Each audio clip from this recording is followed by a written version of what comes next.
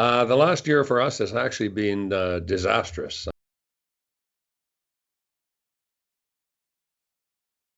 But I am an inventor, and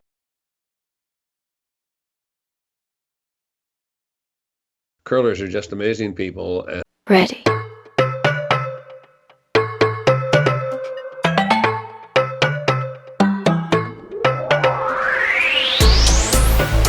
Wonderful good morning to Canada. Heartily welcome to Arnold Asham. It doesn't happen very often that you have a legend in front of the other camera. And will be very interesting to hear what you can tell us. How's been the last year for you? Thank you very much, Patricia. And first of all, thank you for having me. I most certainly appreciate it.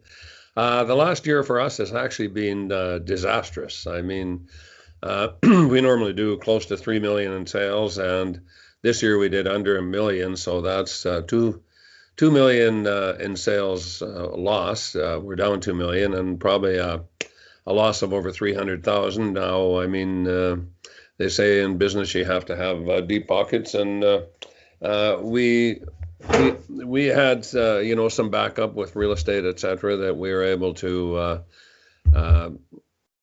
bring into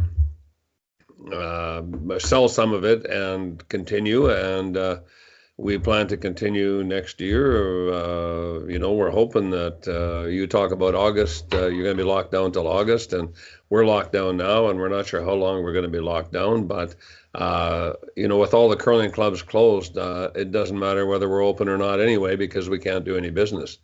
Now, the rest of the world, I guess, like, maybe Russia, Korea, Japan, China, I'm not sure, but some of those countries are curling and have curled this year. And so we are doing some sales, but it's pretty disastrous. It's tough, really tough. Did you get subsidies from the state support? Yes, we got a grant through the Métis Economic Development Corporation, which I'm Métis, and we also got some subsidies for our wages. And the province, every time they shut us down, I think they gave maybe $5,000. So we have got some grants and some subsidies that are helping us to sustain or cover our expenses during this pandemic. But, we own our own building, which is an 8,000 square foot building, and we have a lot of employees, which we feel a certain obligation to. Most of them have been with us for 20, 30 years, and so they all have families, and so we're trying to keep everybody employed and going forward. And we've even had the curling world come up with a GoFundMe plan, and I think we raised $10,000 to $15,000 there, thanks to Willie Lyburn,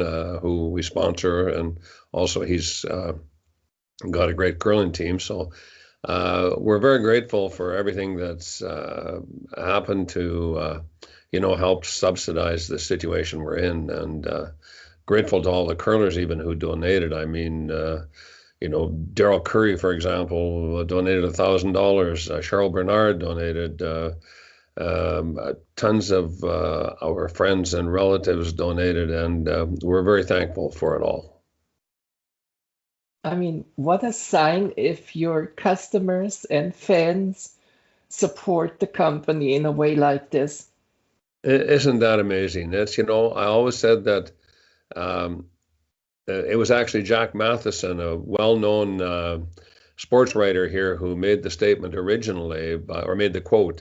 But he said, I don't know if curlers are nice because they curl, or curl because they're nice people, but all I've ever met in curling are nice people. And that's just the way curling is. I mean, I go to a lot of Briars and World Championships and spend a lot of time in the drinking room, which is called the Briar Patch or whatever. But I have sat for 10 days and drank with 2,000 or 3,000 people, and never one article. I mean, one issue, never arguments, never fights.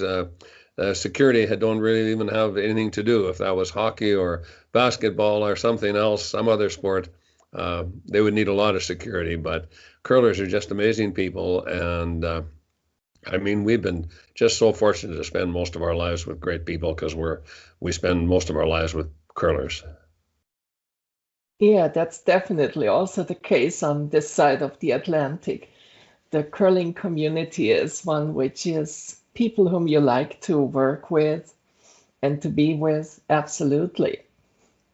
Yes, yes, it's amazing the culture of curling. It's never ceased to amaze me. I've been in the business for over 40 years, probably close to 45 years now, and I just can't be grateful enough to have done something all my life that I so enjoy and I'm so passionate about. It hasn't been like work at all. I mean, you're definitely one of the few who shaped uh, what curling has become today. And when we talked before this episode now, we said, let's hear you about the rotator, which is unique and which has been in the market very long and very well received. Tell us a bit about it. Yeah, you mentioned things I've done for curling, and I don't want to pat myself on the back or anything, but because it's not who I am, it's only what I do. But I am an inventor, and things like the World Curling Tour and the World Curling Players Association. I actually helped found both of those. Found both of those organizations, and have been very involved getting curling on television. And I even going back to the days in the Olympics with Ray King Smith, we did a lot of chatting, and so we've helped curling gain momentum, no doubt, and providing great equipment is just part of what we do. Again, I invented most of the things in the world. I even the name on the shoulders, I invented the name on the knees, the jackets. We were the first to have the jackets. We were the first to have curling pants. We were even the first to buy a big 8,000 square foot building and start. So, like I say, we've been very fortunate, and I don't mean to be bragging or anything, but this rotator slider that we have is absolutely amazing. And found it over the years. The first thing that happened to me was I found I was drifting after using the slider for a certain amount of time, because we slide up and down the ice with our foot straight, and then we turn it to slide out of the hack, and we have a tendency to drift. And it happens so casually that we don't even notice. So what I did was I took my steel slider, which steel has grain in it to begin with. I took my steel slider and I riveted it onto my shoe.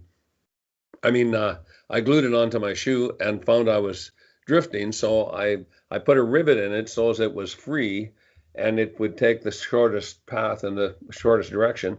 And I got it absolutely perfect and started curling with it, and it was wonderful. But we curled for 2-3 months, and I was drifting again, and I was curling with Dave Nedowin, who was a world championship at the time.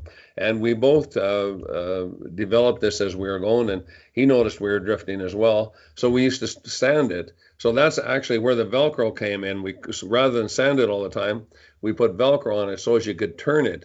So if you're able to turn it, the scratches, what happens is it develops scratches, and the material from the scratch goes somewhere, and it forms a ridge along the edge of the scratch, which then will put you in the direction you point your foot. So when you're able to turn it every now and again, then you have your scratches all different directions, so it never really takes that. And also, the foot is longer than it is wide. So if it's like a toboggan and you shorten the string on a toboggan, when you're pulling it behind you, it'll pull to one side.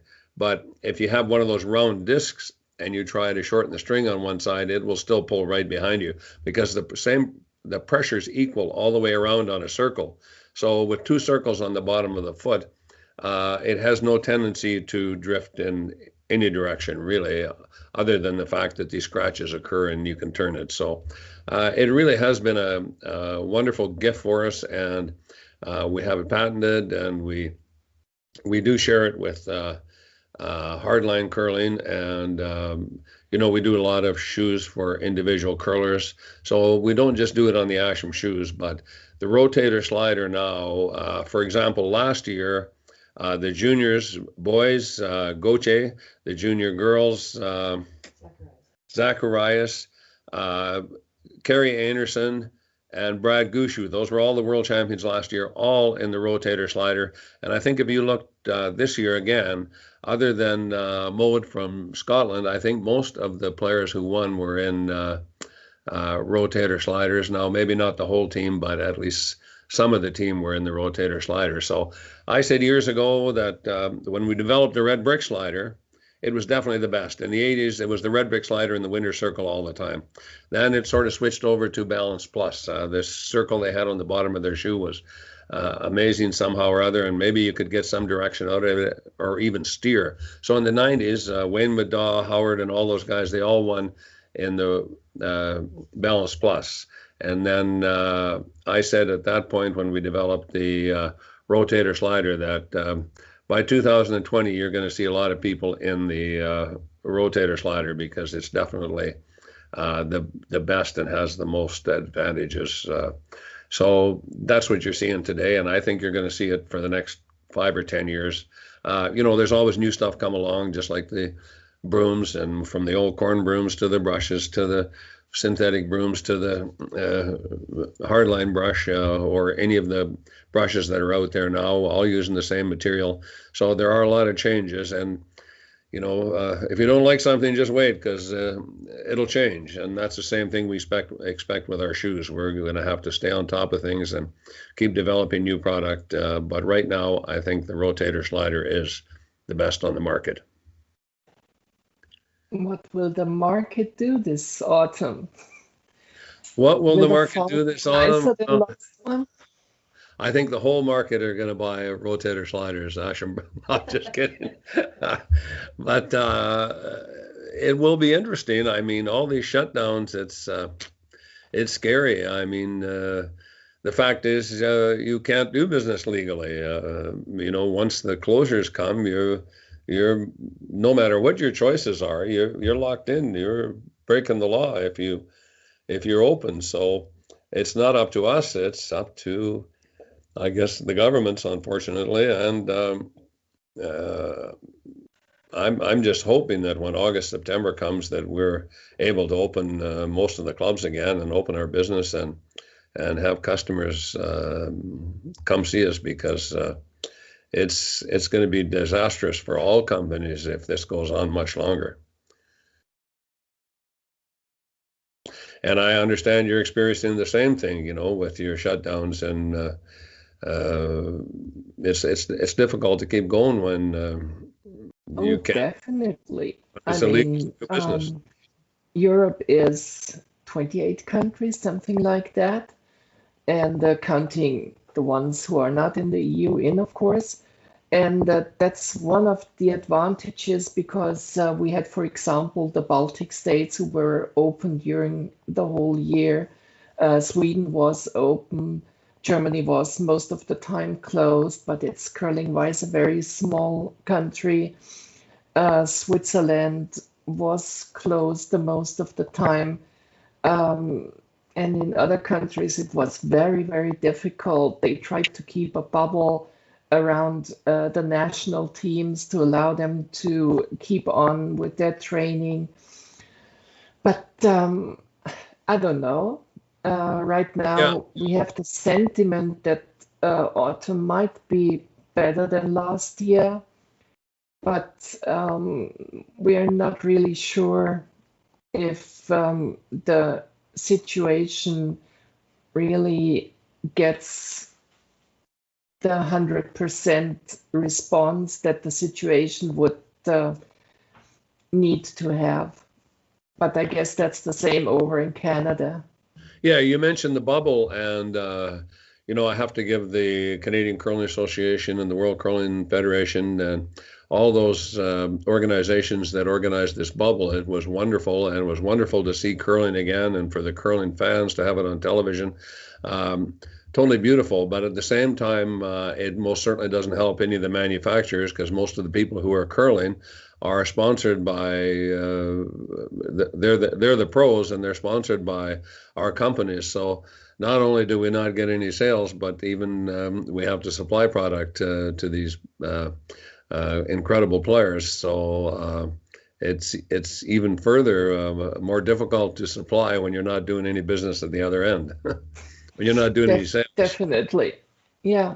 So And all let's keep the and all the fingers teams crossed. and all the teams we sponsored, that we have in our contract that television appearances and all that stuff is listed in the contract, and half the teams were not allowed to play. They weren't able to play at all. So they gave their sponsorship, and we were thankful for. Some of the teams did play, and we paid some sponsorship to some of the teams. But even that part of it, with the teams, it's such a great bunch of people that realize that if they're not providing the sponsorship, they can't get paid for it. So curlers have been great in that respect as well. Even the great teams that we would normally be paying fairly big dollars to, we didn't pay very much at all because they didn't curl very much at all for the last couple of seasons, and that has saved us a lot of expenses as well. So that's one of the other areas that we're grateful for, that we're able to get through this year with a lot less sponsorship than we normally would, because we didn't have the sales to provide the profits to pay the players anyway. It's amazing. Whoever thought the world would come to this?